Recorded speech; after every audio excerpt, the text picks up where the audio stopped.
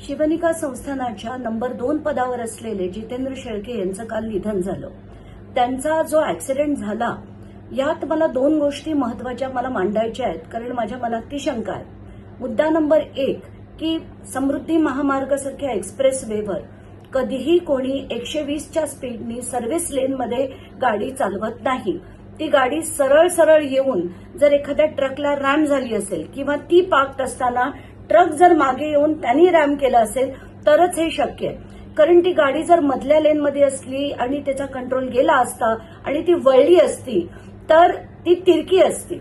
पण आत्ताच्या घटकेला दोन्ही गाड्या सरळ असताना का तर या गाडीनी त्या ट्रकला ठोकलंय किंवा त्या ट्रकनी रिव्हर्समध्ये येऊन या गाडीला ठोकलंय. त्याच्यात कुठेही म्हणजे 120च्या स्पीडनी कधीही कुठली गाडी इतक्या पार्किंग पोझिशनमध्ये येऊन कुठच्याही ट्रकला रॅम करणं हे माझ्या बुद्धीला पटत नाही. त्यामुळे शंकेला नक्कीच याच्यात वाव आहे. आणि अस्वस्थ करणारी ही गोष्ट आहे की 3च दिवसापूर्वी ईडीची त्यांच्यावर चौकशी झाली होती. आता हे शेळके कोण आहेत?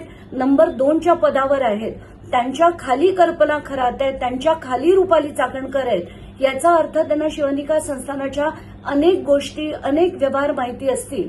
तर दिस इज डेफिनेटली डिस्टर्बिंग आणि याची चौकशी नेहमीप्रमाणे होईल असं आपण अपेक्षा करू.